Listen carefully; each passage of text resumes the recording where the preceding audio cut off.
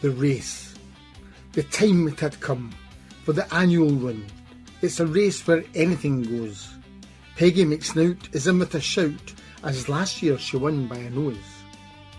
They're lined up at the start and are ready to dart as soon as they hear the whistle.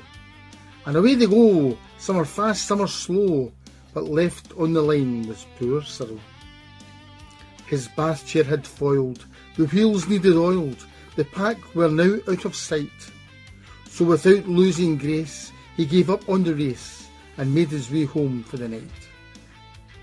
Hector Wilkes ran the race on some stilts, thinking he could never be caught. Yet just after the start, his stilts fell apart due to both of them having dry rot. At the head of the pack was a hippie called Jack, with his beads and bell-bottom trousers. The poor chap was so high he thought he could fly, but alas, he had no superpowers. Sally McNeed now took the lead. Her long legs would cover the edge. She was so quick, but not seeing the oil slick meant she ended up in a hedge. Big Tartan Tam, with great speed he ran, and led the pack round the bend. But his kilt it got caught, lifting up, showing his lot, an act he could not defend.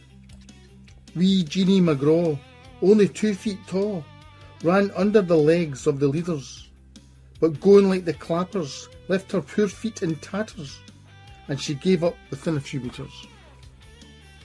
Jasper McDade, a joiner to trade, added nails to his soles for more traction, but he ran out of luck, got stuck in the muck, and that put him right out of action.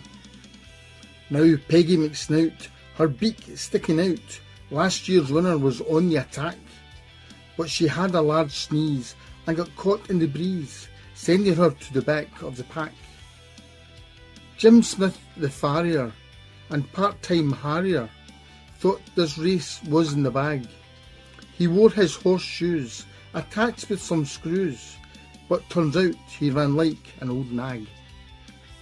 The Cole and Pip, conjoined at the hip, were the only 3-legged entry, but a broken shoelace put them out of the race, yet their effort was still complimentary. The Reverend McFly looked up on high, hoping for angelic assistance, but it was all in vain. He fell down a drain and didn't complete the distance. It was anyone's race. They picked up the pace, and around the last bend they did go. Archie McDuff was all out of puff and should have given up long ago. Annie White, finish line now in sight. Could this be her lucky day?